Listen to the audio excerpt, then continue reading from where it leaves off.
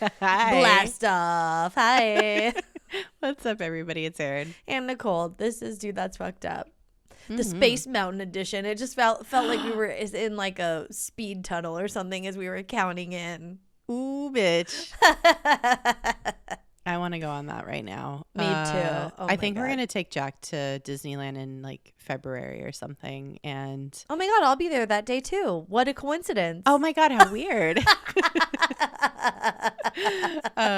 And I like really want to take him on Space Mountain, but I don't know if he's old Ooh. enough for that. I don't think he is. I don't think he is. He's not tall enough also. Yeah, I what I'm trying to say is I just want to go on Space. Oh, that's fine. Yeah. Well, that's why I can go for, I can like meet up with you guys for a little bit or something. And then we can go do fun stuff too. I would do that. I would do that. Yeah. We were like, oh, we want to just like go by ourselves. What we want to do is just like not bother. Like we want to like be light on our feet. But Yeah, like, yeah. If it's just you If it's just popping in me. saying hi. Yeah. Yeah. For like a short, I'm not going to like crash your whole day. Just No, come for a little bit and like, and then also if you guys want to break, like you guys want to go have a cocktail and just chill with Damien, me and Jack can go ride something. Oh, or we're not whatever. taking Damien. Oh. Yeah, it's gonna be like a whole Just for Jack? just oh for my Jack. God, that's so special. He'll remember Yeah. that forever. I know. Oh, that's so 'cause sweet. I feel like when I start my like very, very first memories were around when I was like 4 years old. Yeah, like So- 3 and 4 for me. Yeah. So I think it's a good time to do it. And like we took him to Legoland and he was like fucking loved yeah, roller. he loved he it. like he loved it. He like Yeah. went on every roller coaster like Yeah. multiple times, was like psyched. So You should measure him and see how tall he is and see what rides he could go on. yeah, we got it all. Yeah, like, yeah. figured out. Because my niece. I think we might even stay the night. Oh, like, yeah, over. yeah. Like, do it. so we That would could- be so fun. I know. We Oh want my to like God. do a whole thing. So Even if I don't go to Disneyland with you guys that day, I'll come meet you for a cocktail at Trader Sam's at the Disneyland Resort. okay. What? Who, me? Yes. We love For the it. Krakatoa, they make the whole noise and it's like a rainstorm inside. I don't know anything about this. Oh, bitch. Oh. You're like a Oh, yeah. I'm a Disney Disney insider. adult. I'm a Disney adult. Yeah. I'm like a fully fledged. Yeah, I am. you're. It's fine. I think it's okay. derogatory when some people say it, and I go, I don't care. I am. I love it. It's very magical to me. And I also think that people who don't understand Disney adults didn't go as children and didn't No. have the history with it that I've had with my parents and my grandparents. Like it was a generational event for my family. It's just like let people enjoy things. Let people enjoy things. Yeah. I know. And I was like I was on a Zoom class for like a sketch writing thing a couple months ago, and the teacher was like, ugh, and like Disney adults. And I just chimed in immediately and was like, you better choose your next words carefully. And everyone's like, oh, and he was like, oh no, it's fine. He was like totally trying to backpedal. I was like, I don't give a shit what you think. Like, I love it. I don't care. Dude, I started crying when I saw the fucking monorail go by when we went to downtown Disney. Oh So, yeah, I like, know. Oh I my get it. God. When you go again for the first time, it's going to be so delightful. I just like haven't been since probably grad night, honestly. Oh, No, that's not true. I've been no. I've been to like California. I went at some point.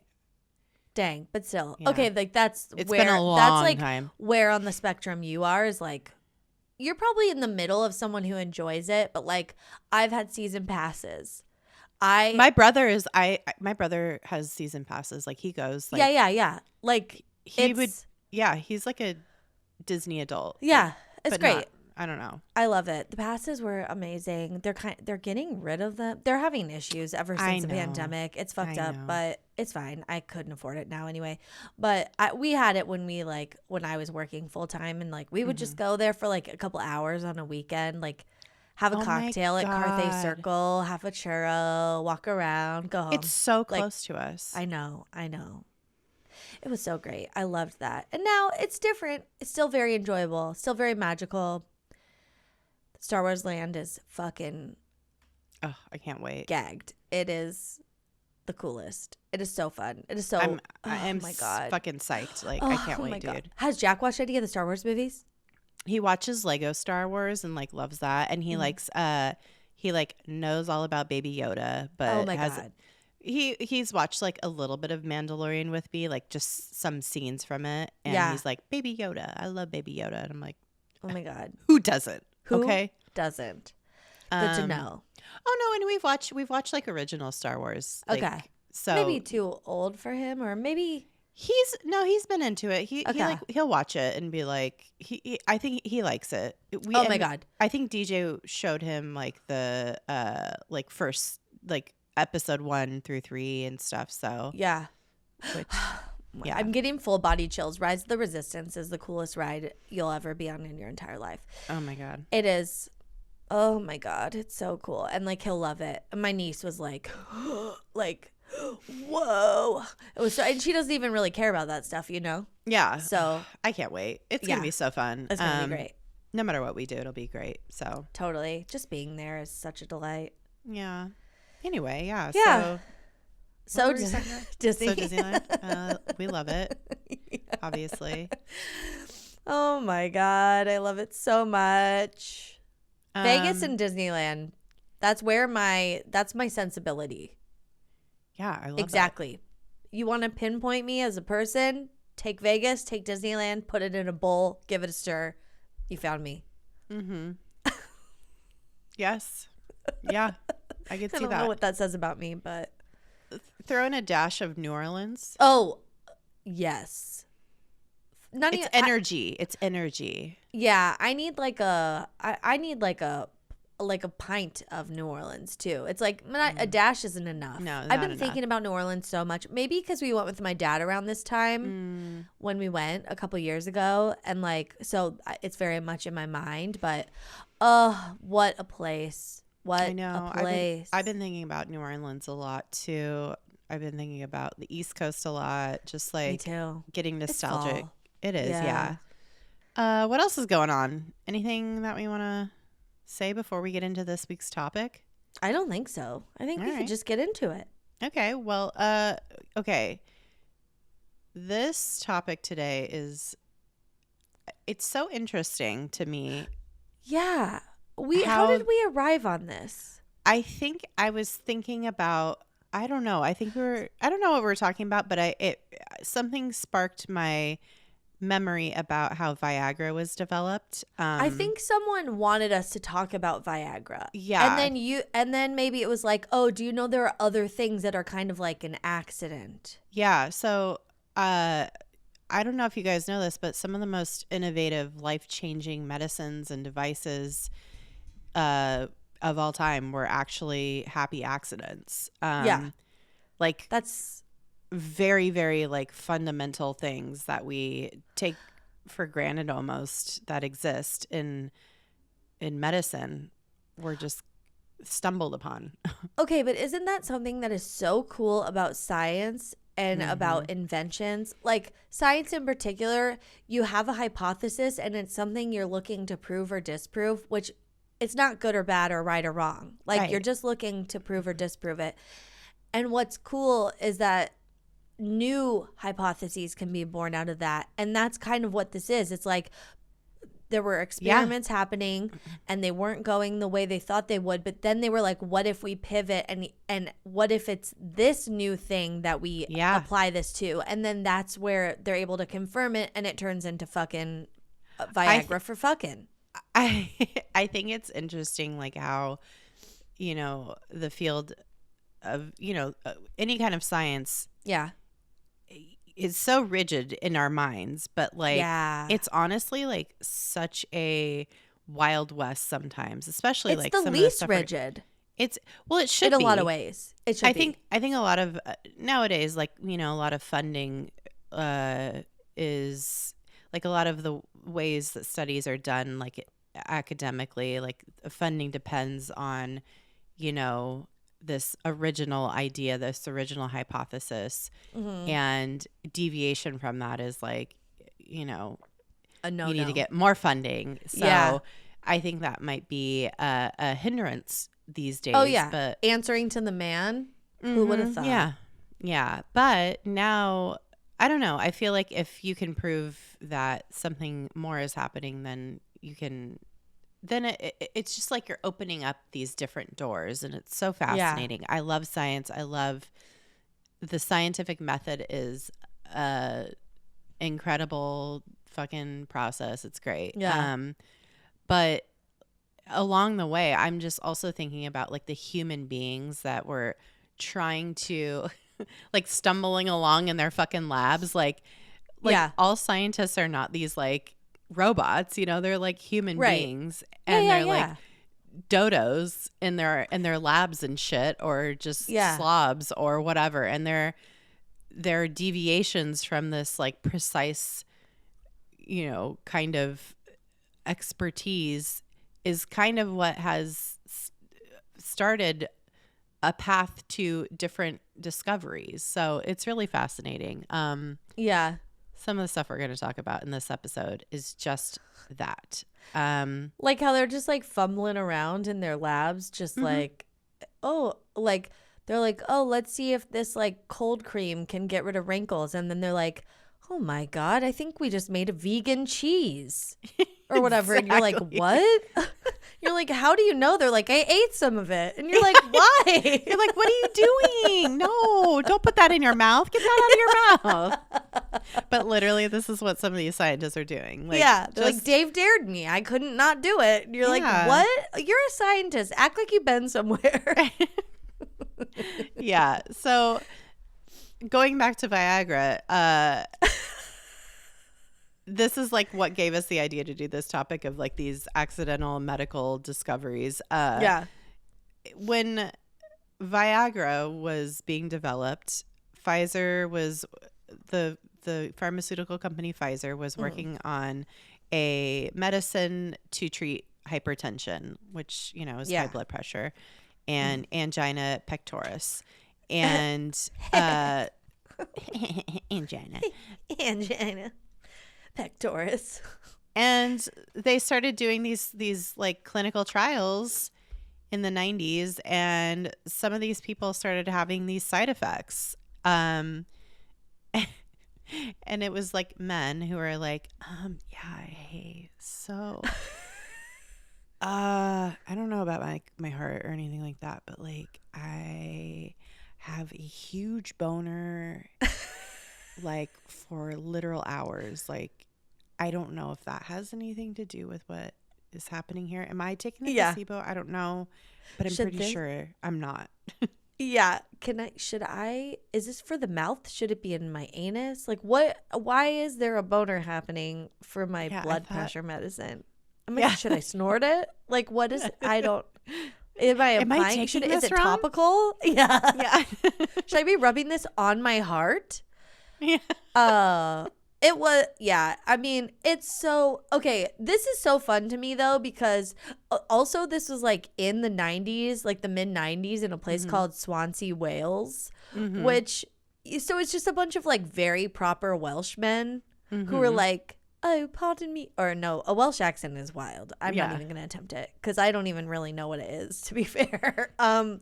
It's very cool, but it's very specific. And so, like, these guys are just like, I'm actually feeling like my blood pressure is getting lower. Do you think it has anything to do with all the blood in my penis? Yeah. Like, the blood is rushing to my loins and it's staying there for literal hours. That can't be good, right? I thought this was supposed to target my heart, but something else is happening. Yeah. And maybe some men's hearts are in their penises. But imagine being a woman in this fucking trial and hearing that dudes are getting boners, and you're just like, the fuck? What about me? Why can't I get an arousal situation happening? Does it arouse women or no? Okay, okay, I've never thought about this till right this second. I don't even really know fully. I know Viagra gets a wiener hard, but like aside from that, does that make you horny? No, it just is a function. It's like That's You could like just with go all pull- boners, you know, like it might you could just get one like a sometimes it's spontaneous just, right. boner. Okay, that's what I thought. Like it's just there. It just wasn't, and then it is. DJ for Oh no. so many years has threatened to patent a invention for a boner belt, which is Threatened. yeah, where it's a belt that you could tuck your boner up into. Like it's Why? gonna, because you just get random boners sometimes. Like, what if you have to go on stage and give a presentation? What if you're a middle schooler at a high school dance or at a middle school dance? That like you don't want to have a boner. Why? You Yeah, know? like there should be underwear, kind of like the kind DJ wears that holds the balls or whatever. Yeah. But like it should just hold your wiener to like the side, and so when you get a boner, Yeah. it just is like on the side and knowing it's not sticking out. Well, you Yeah, just that's don't want cheap. anybody to know. Yeah. That, Right. Yeah. So So you have one. Tuck it yeah. like a drag queen. Yeah. Yeah. So that's something he's Threatened. threatened to create. I somehow. say do it. I mean, know. I bet there's something out there. I'm sure. Yeah. Also, like another question I had was like, is this a mild side effect? Like, is a boner from a heart medicine considered a mild side effect, or is it like are they grateful it's just a boner and they didn't like end up with a fucking sweater of hair on their torso or something? Like, I think though that like these boners were lasting for hours, which is not comfortable for anybody. sure, yeah, yeah. Unless you're And- like planning to do something with that boner, you don't want that, you know? Okay, but here's another follow-up question. You're the wrong person to ask, but you might know the answer. And then for the Viagra boner specifically, if you had like sex and you finished, like you completed your orgasm and ejaculated, does your boner go away? Or I don't does know. the Viagra, because it's like still in your blood, is it still just there? I don't think so. I don't think your boner goes away even after. I don't know. It's I like don't, Jason when he had True Blood, when he drank the True Blood on the show True Blood. the and V. the V. Yeah, Yeah. he drank the V and he was like, he masturbated his dick raw, dude. It's fucking, he was raw dogging it, but in a way that's not very good. Mm-hmm. Yeah. I don't know.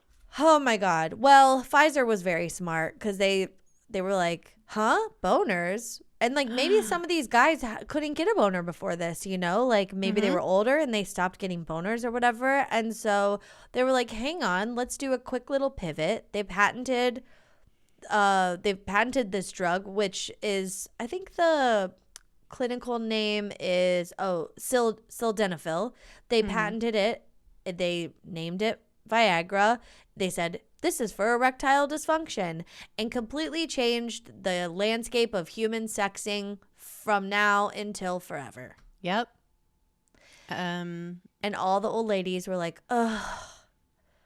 When do I why? get Viagra? Where's my Or just like looking forward to a break, you know? They were just like, finally, like I don't have to put up with this man or whatever. You know, it was a different time in the 90s. A lot of these marriages were like, because they had to. You know it's true. So all these women are just like, oh, great, cool. So like this isn't a part of it. I was just starting to like the guy. Now he wants me to have sex. Yeah, now he wants me Fuck. to fucking have sex with him, and he's not very good at it. So But I he don't has know this what to cool do boner. here. What do we Yeah, do? but he has like a full ass boner. And it changed the landscape. And Viagra has been so pervasive that it's like one of those words like how Kleenex is for tissues or like McNuggets are for chicken nuggets. You know, some people say like, oh, I want to get some McNuggets. And you're like, well, we're not at McDonald's. And they're like, no, just like nuggets. And you're like, it's just chicken nuggets. But people will literally be like, you know, Harry Styles is the Viagra of Gen Z. Like it's used as a descriptor. Who says that? Oh, You I say said that, it. bitch. You say that. You know he is. I've seen Gen Z out here. I'm friends with some Gen Zers. I know a girl who went to his concert 3 times while he was in LA. Oh 3 my God. whole ass times. And I don't think like she's like pretty close out of college. I don't think Girl, she's that's like rolling costs in dough. money. I know, that's what I'm saying. Who knows how many Gen Zers are in debt after his tour? You know what I mean? Look at with Taylor Swift. People I can't know. even get tickets. They're in an upheaval. Anyway, and Taylor Swift is the Viagra of folk music. No, Taylor Swift is the Viagra of millennial women. Oh, okay. Taylor Swift is the Viagra of cat ladies. No. I don't know who she's the Viagra for, but I don't know. It's no one. She's Taylor Swift. Whatever. But she crashed fucking Ticketmaster today, okay? Oh my God. Well, no, it's fine. No, I really like her new album. It's very good. So many bops. Okay, so that's Viagra. That whole situation is what got us started thinking about all these different whoopsies that led to cool.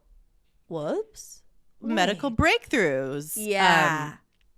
Another one that's very interesting is in the early 1920s, veterinarians started noticing that like cattle started to bleed profusely, like either when they got like injured or they had to like undergo a procedure, they'd start bleeding profusely, and they're just like, what the fuck is happening with this cow? And they realized that the cows that were eating the spoiled clover were the ones that were having these hemorrhages, and it was like a blood thinner or something. Yeah, they were like, what's going on? If they eat this like the spoiled clover, then they'll start having bleeding issues. Yeah. So they were like trying to keep the cows away from the spoiled clover. But then 20 years later, researchers at the University of Wisconsin took that like spoiled clover and isolated a compound from it. Dang. Which because they knew, they're like, okay, something is happening with this plant, this clover that is causing these cows to have this side effect. So they isolated that compound and they made a drug with it, and that drug is warfarin, which I don't know.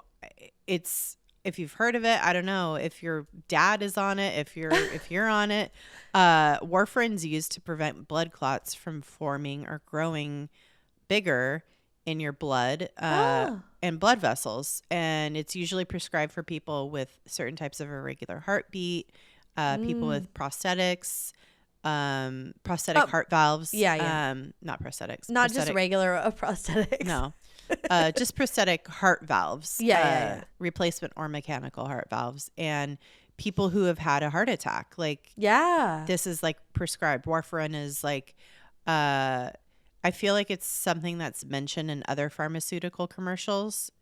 Here in the U.S., do not take if you're on warfarin. Yeah. I think our British cousins, whenever they come visit, and we'll be watching TV together, and like pharmaceutical commercials come on, they're like horrified.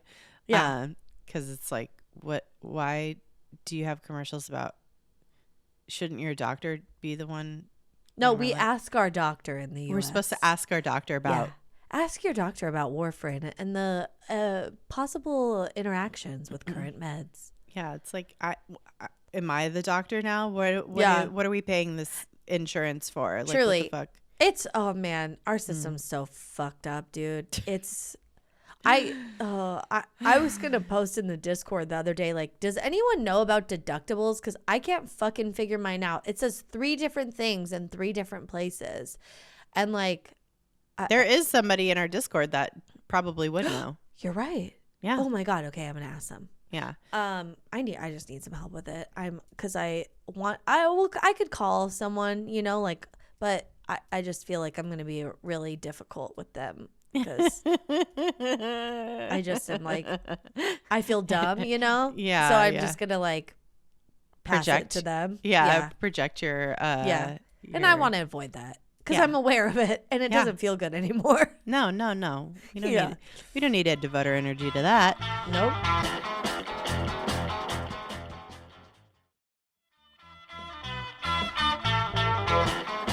The next thing that was a whoopsie is, okay, so this discovery later allowed researchers to find insulin. So this accident didn't the warfarin?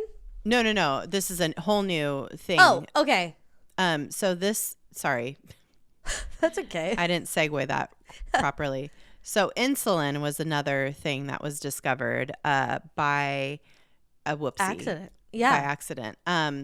But this discovery came from two researchers who were doing some other stuff. They didn't discover the insulin themselves, but they discovered that They insulin. took the credit. No, they discovered that like that it was a thing that needed to be existent in order to prevent diabetes. So or treat it, I guess. To treat it. Yeah. Yeah. So basically what happened is in 1889, these two doctors at the University of Strasbourg, Oscar Minowski and Joseph von Meering, were trying to figure out what was going on with the pancreas and how it affected digestion specifically. So what they did was, as part of their experimentation, was remove the pancreas from a healthy dog. This dog was totally fine, and they were like, "We're gonna fuck with it and take its pancreas out." God, what the fuck? So tragic. rude. I know. And it was probably a beagle too, because like beagles are test dogs a lot of times. Yeah, Oh. I know. So they take the pancreas out of this dog, and a few days later, they notice that there's like flies swarming around a puddle of its pee. So the dog peed over, on the side of the road or whatever, and they noticed that flies were just swarming it, and they're like, "That's weird. Usually flies go to shit, not piss, because of whatever is happening with pee. Yeah. The flies don't like that." So they're like, "What is happening here?" So they took a sample of the urine and they tested it, and they found that there was sugar in it, and they realized, oh, this is because we took its pancreas out. Yeah. And we gave this poor dog diabetes. Oh God. I know. So this poor baby dog was the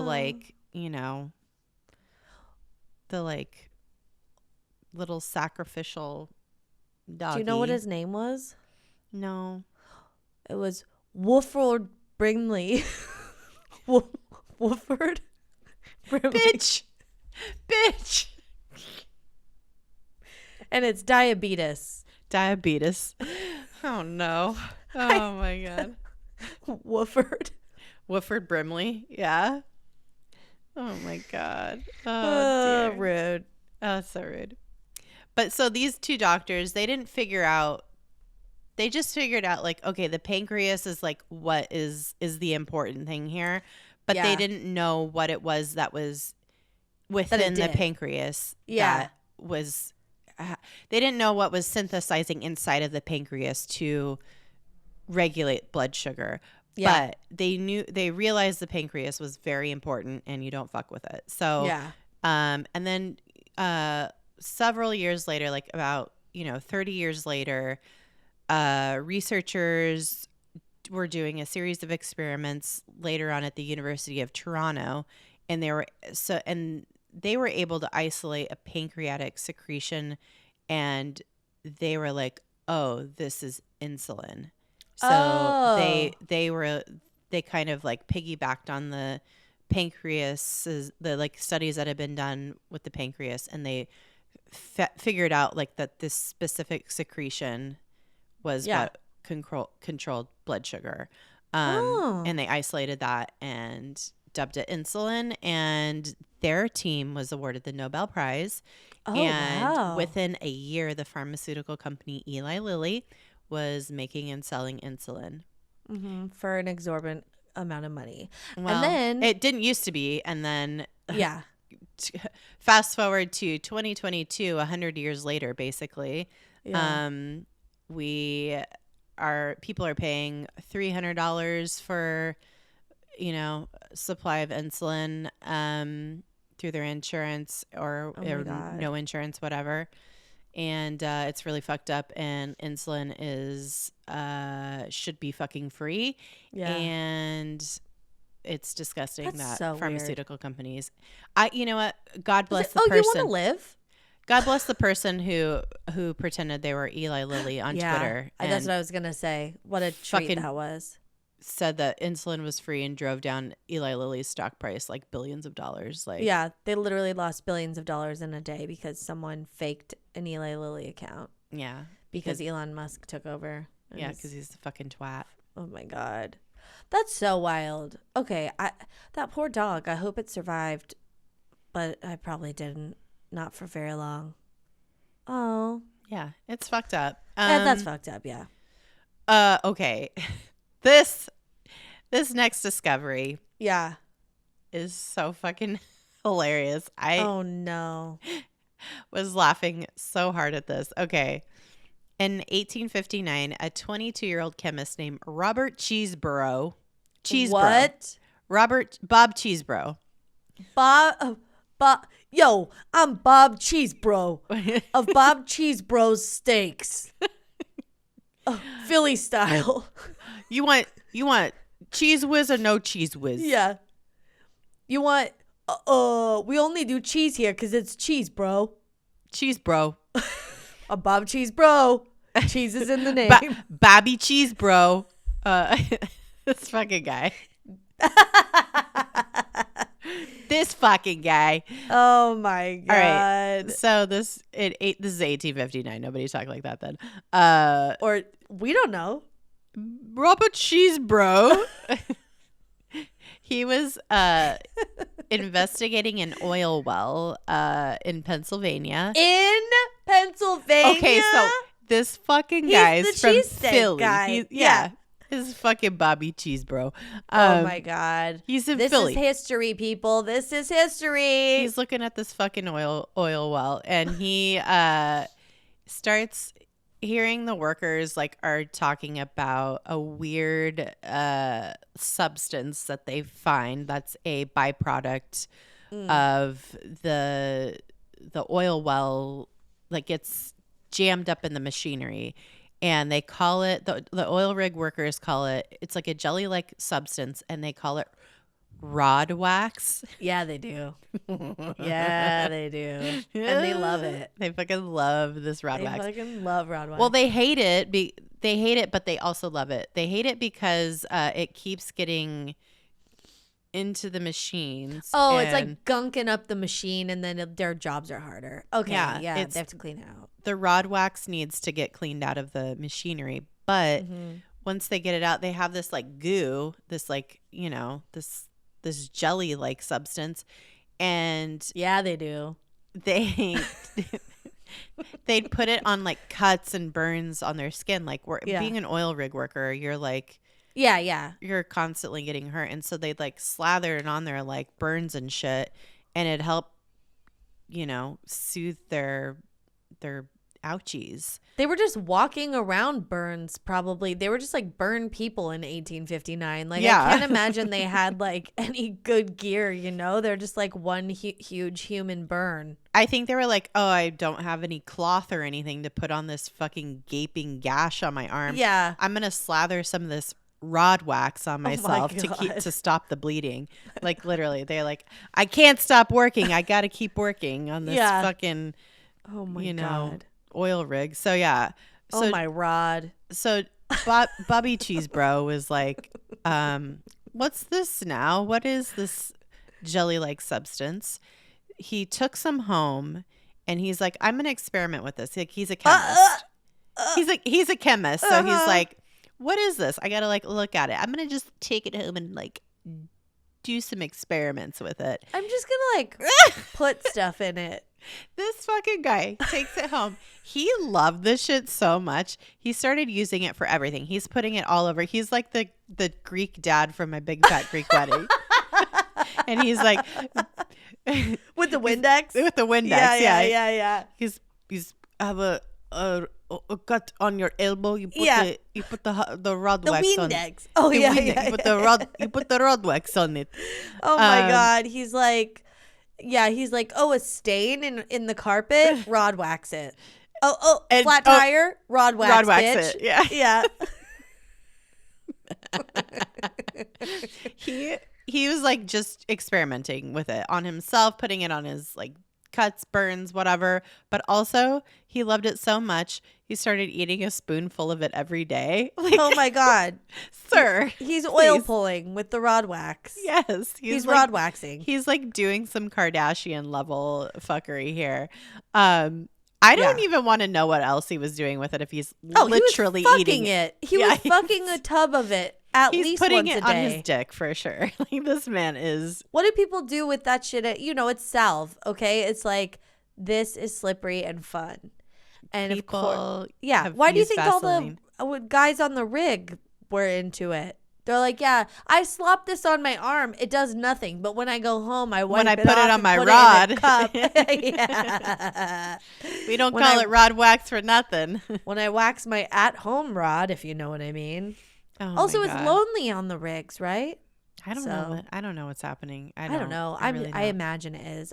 These aren't in the ocean. No, these are on land. So Oh, so maybe they get to go home at night. Well, this jelly-like substance is what we know today as petroleum jelly, aka Vaseline. And people fuck that. So that's why. That's exactly that's why this exists. Mm-hmm. Yeah. Oh my God. Can you imagine eating a spoonful of fucking Vaseline? I've never doing? I've never seen a container of Vaseline that looks appealing either. It's like when you buy Vaseline at the store, that's the only time it doesn't look disgusting. It comes to your house and then it lives in your medicine cabinet. You could put that shit, you just bought it at Rite Aid or CVS or whatever. You go home, you put it in the medicine cabinet. You go, oh wait, I bought that for a reason. You open it back up. It's disgusting. It's dirty. It's dripping down the side. The label's all worn off. You're like, I just brought this home. It's like, it can't exist in your home without being complete. There's pubes in it or whatever, hair, carpet fuzz. Yeah, I know. Food, Kleenex. Trust me, swab. I have like Costco sized vats of Vaseline. They shouldn't around. even sell it like that. Well, I had to use a lot of it for after Damien's bris, Jack and Damien's bris. So, Yeah. and you use it for shit when you have a baby, but yeah, it was It's just gross. It's weird. I like that they have the like CeraVe now, I think, and some companies are coming out with like a healing ointment, but it's in a squeeze tube. That's what I want. Clean application. I don't want to stick my finger. I'm just obviously have some feelings about our like growing up petroleum jelly. It just was gross, and I know we had the same one my entire childhood. Yeah. It's like, does it expire? Probably not. But yeah. I don't even think it should. I don't know what my mom even used it like for. It was always like no one ever used it, but it was in the cabinet. Yeah, everybody has it. It's just like a household staple. It's like I can see it in my mind's eye, our exact tub, and how like 80s it too. was, and I'm like, it's 2000. Yeah, I'm in and high school now. And and like the label was just like all oily. Yeah. Totally. It's like it's blue like and clear. white. Yeah. Yeah. I So know. weird. Oh, I know. I hate it. Yeah. Well, that guy was eating it, so what do you want to know? So he actually his container was fresh all the time. He's going through it like fucking some Chobani yogurt or something. I don't know. Okay. The next whoopsie on our list was created way back in 1772, the English chemist Joseph Priestley was experimenting with all kinds of gases. Oh. He was a chemist. Gas man. He's a gas man. Yeah, life's a gas. And he's actually like he's pretty famous for discovering oxygen as like a gas, as a like thing. a compound or whatever, as a compound that like is the primary gas in our atmosphere. Yeah. People he just discovered, were like, we're breathing, it's fine. And he's like, but what are we breathing? Oh, interesting. And he figured out. He discovered oxygen like how Columbus discovered America. It already existed. He just named it, I guess. Yeah. Hey, listen, one of my life mottos, the secret of the universe is the true naming of things. So oh, interesting. Yeah. Anyway, this guy, Joseph Priestley, he's experimenting with all these gases, and he one day decides to put ammonium nitrate into iron fillings and then purify the gas that was released. Whoa. He's That's the chemist. wild. He's like doing all kinds of shit. He kind of knows what he's doing. So the purified gas that was released, bam, that shit made nitrous oxide. Oh. So nitrous oxide, if you don't know, is laughing gas. Oh, so he was high as fuck. Yeah. So this guy, he like gets this gas like comes out of this thing that he makes, and he inhales it. And I'm just like, he inhales it and he's like, oh, fuck yeah. That shit hits. That shit hits. And he's like, okay. Ooh, I found something. And he realized it's calming, mood enhancing, numbing effect. And I just like don't understand, like, what is this guy doing? Okay, I guess it is 1772. He's like, yeah, he didn't know. He didn't know, but like also that could like just fucking take you out. That could just kill you. Like, what are you doing? Yeah. But they didn't know that either, you know? It's like you're just like bopping around with making shit, not knowing what's going to happen, and you just start inhaling it. I don't know. I know. Yeah, that is weird. Yeah, so they didn't have like, gas masks probably. No, he's just like, you know, he's just doing whippets in his lab. Oh basically. my God. Yeah. Okay, I was going to ask, like, because I know they use that at dentist's office and stuff sometimes, but we can't, like, consume it as humans regularly. I mean, people figure out ways to do all kinds of stuff. But it's not good for you. No. Nothing in excess is good for you. Okay. But yeah, they do use this still today, to this day. Yeah. But back then, so once he discovered this, and, you know, people caught wind of it and it was like easily reproduced, nitrous oxide became a party drug of choice. Like during the 1700s? Like, yeah, in the late 1700s and early 1800s. Of course it did. There would be like full on fucking like raves basically where people were just like, just, you know, huffing nitrous oxide. There were like laughing parties. Oh my, that sounds like a blast. Yeah, dude, it sounds sweet. That's my kind of vibe. Yeah, and so people were like doing nitrous oxide. All the dandies, all the fops, all the tarts, all the trollops just getting turned. Oh my God. Yeah. Count me in. Yeah. But then in the 1840s, doctors were like, why don't we like use this in the operating room? Because like people just like do it. Like somebody was like at these parties that was a doctor and was like, oh, this could make things so much easier for everyone. Yeah. So they brought it into the operating room and you started using it as an anesthetic agent. Wow. Yeah. That's cool. And you could still use it. It's like still an option today in hospitals, in a lot of hospitals, as an alternative to opioids. It's like you think of like nitrous oxide as like a kind of old fashioned, you know, kind of method of pain management. But it's like it's kind of coming back because people don't want to do opioids. Like they, you know, there's like an addiction issue or, you know, like for me, when I was giving birth to Jack, they were like, do you want nitrous or do you want the full epidural? And I was like, I have that option. That's great. But like I opted for the full fat pain relief. Yeah. Full fat, full flavor. Full fat, full flavor. Yeah. I need the epidural. Thank you so much. Yeah. That was back in the 1700s, 1800s. Mm-hmm. We're getting to like some of the more OG whoopsies here. This to me is like penicillin. We're going to talk about penicillin now. This is the ultimate OG whoopsie, I think. Yeah. Yeah. This is like one of the only ones I already knew. Yeah. I think everybody knows this. Okay. Well, it's like generally like everybody realizes like, oh, this was like a thing. But yeah. So in the late 1920s, bacteriology professor Alexander Fleming came back from a 2-week vacation to his messy ass lab, where he had left a bunch of petri dishes containing colonies of staph on his desk or lab table or whatever. And he noticed that one of the dishes with colonies had mold growing like in it, but the zone around it was completely clear of the bacteria.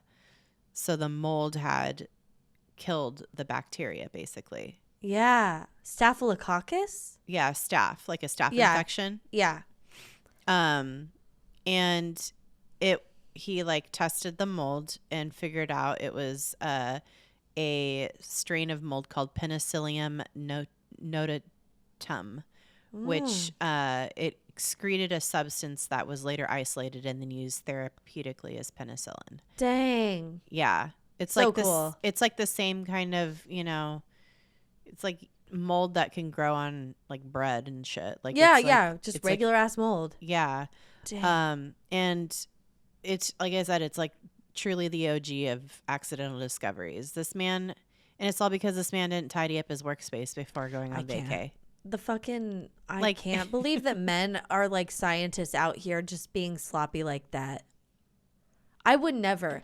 I would But always then you work would have like never discovered fucking penicillin, you know? True. I know. But it's like I would do so much work before leaving for a vacation anytime. Like I know. I'd be working for like 18 hours the day before I'd go on vacation just to make sure. You didn't have to worry about anything while you're on vacation. I wasn't leaving a bunch of shit moldy for my coworkers because I'm not an asshole. Well, this next one, it has never crossed my mind that the term pap smear was derived from a person's name. Yeah. Dr. Pap smear. But it's exactly where the term comes from, and the procedure that we all know and love today was also an accidental discovery. So I'm Eugenia Pap smear. yeah. I'm Dr. Eugenia Pap smear. Pleased to meet you, dear. This man, of course, was a man because only men could be doctors in the early part of the century. This man's name was George Nicholas Papanicolaou. Great last name. Yeah. He had a chance observation while doing a genetic study of cancer cells on a slide containing a specimen from a woman's uterus. And that because he like noticed this thing, it was called a pap smear for his last name, Papanicolaou. So basically what he was doing was a study of vaginal fluid in women in hopes of observing cellular changes over the course of a menstrual cycle. Bless his heart. Yeah, he was just like I feel like no one ever wanted to look at women's bodies. Exactly. He was curious and was doing the study, and he had observed in female guinea pigs that cell transformation had happened and like during a menstrual cycle, and he wanted to corroborate this phenomenon in human women. So as he was doing this study, it just so happened that one of the human subjects he was looking at, like the vaginal fluid from one of his subjects, happened to have uterine cancer. Whoa! And he didn't know it until he looked at her, like the smear of her vaginal fluid under the microscope, and saw there was abnormal cancer cells that he could view under the microscope. Oh my God. And this had never been observed before. And so he basically like figured out that like, oh, we could just do this simple little test, this smear test under the microscope and check for cervical cancer. He said, the first observation of cancer cells in the smear of the uterine cervix gave me one of the greatest thrills I've ever experienced in my scientific career. He realized like all that doctors needed to do to like help save a woman's life or to help treat a woman was to just do this quick, little swab of the cervix. Whoa. Yeah. And they just look at it under the microscope. It's so cool. Oh my goodness. We stand Dr. Papa Giorgio. Yeah. Papa Giorgio. Oh my God. Papa Nicolau is a pretty sick name. I love it. Yeah, it's got to be Greek, right? Oh, Yeah. So that's where the word pap smear comes from. That's so cool. Yeah. That's like, wow, something people probably wouldn't have known women were getting uterine cancer or like thought to even check for it for probably decades longer. Mm-hmm. Also, like, it's just funny to me. I laughed when you were talking about like a guinea pig's cycle. Guinea pigs have like they get their periods, like they're just like have little guinea pig cramps and shit. It's so wild to me, man.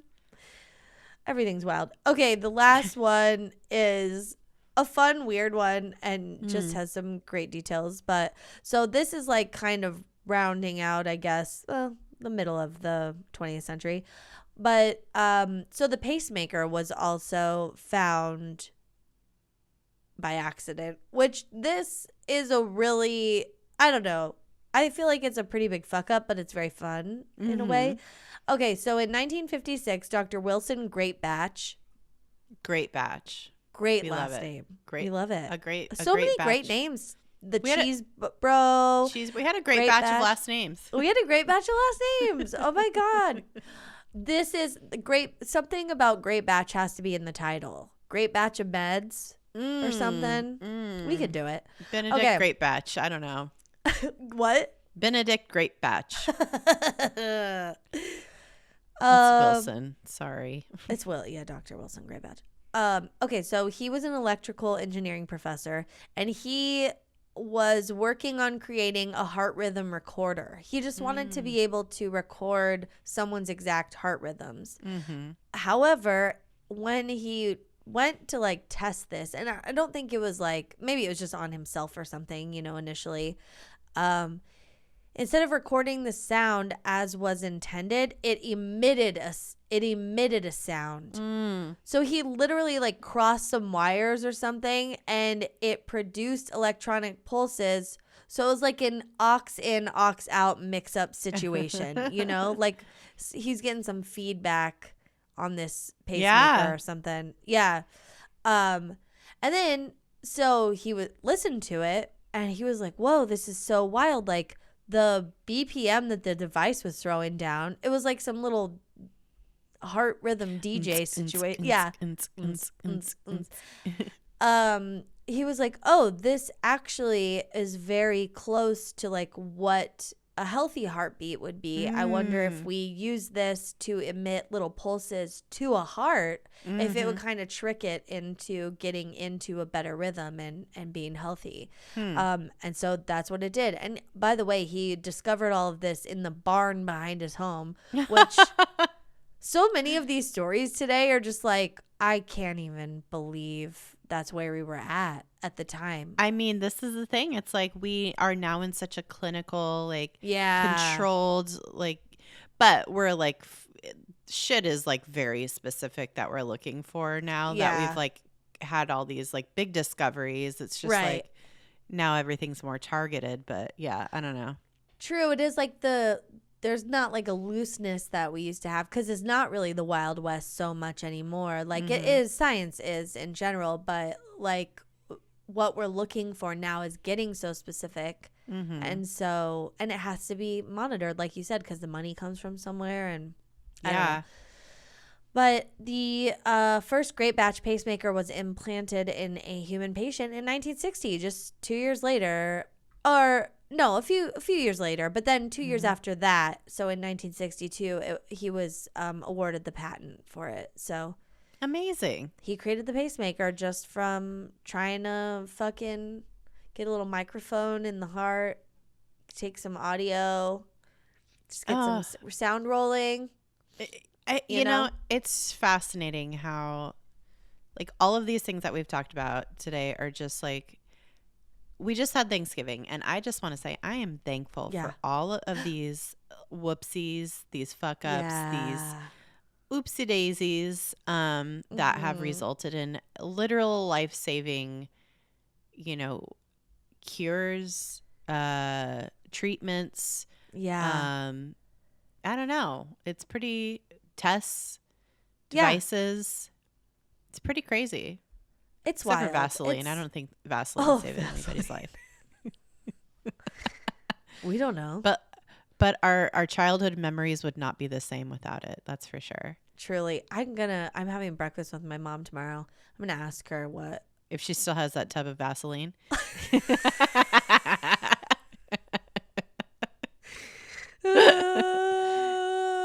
Oh my God. Vaseline. I feel like I threw it away at some point, like in my early 20s, because I like cleaned out. I was like, a rage clean when you visit. Yeah. No, not even. I was like living there still, and I was just like, I need to get rid of this. It's so gross. I'll have to ask her. I don't think we have any in our house right now. I think I did that with like when I went home and yelled at my parents for having like a arrangement of silk flowers from like 1982 or something. Because they're covered in like dust. 30 I was like, inches of dust. Why do you still have this? What Yeah. are you doing? Throw it a fucking way. And they were like, oh yeah, okay. It's all frayed on the end. Like, yeah. Ugh. Dude. Well, I think that's pretty much it for today.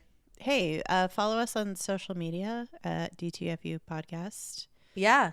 All places. Yeah, you could message us there. You could also message us on our website, DTFUpodcast.com. Mm-hmm. Send us a like a topic, or send us a story that you want us to read on air, or how do you use Vaseline? I don't. Do you eat it? Don't eat it. Have you ever eaten Vaseline as an adult? Not a child, of course. Everyone did, probably. Don't eat Vaseline. Oh my God. Vaseline makes me. You know what? The last time I bought it was when I had my jaw surgery to keep my lips moist, but it was like choking me because it was drying out. I don't know. It was like. Yeah, because it's like globby and it can make, it's like sealing your mouth shut. Yeah. I was like, it just like sucked the moisture out of my mouth. Oh my God. Yeah. I think that's it. Thank you for listening, and stay excellent to yourselves and each other. Bye. Bye.